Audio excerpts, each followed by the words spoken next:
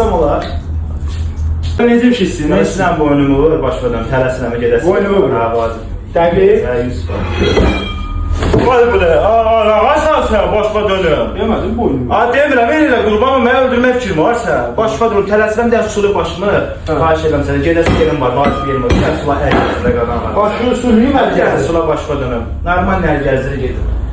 Başını sürüyüm əlgəzdir. Yazsam olar. Nə varsan sən, mən üçün izləyirsən, sən başqa dönüm. Demədim başımı Deyim, belə elə dedim mən sənə. Gözəl gəzirim.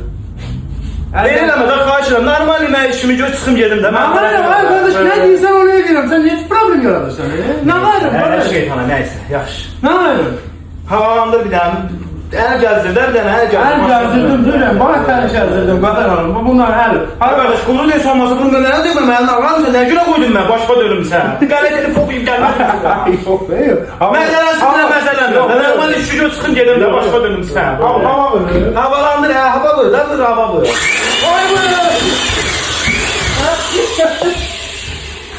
Nələr deyir, az görünmür, az zəhərə qalsın, mən qələt elədim, gəldim, daha tuttum edim. Ay, bilmədin, az bu nə? Gözü açın da. Külüm yerə içinə. Hər nə qoydum mən, hər götürdüm.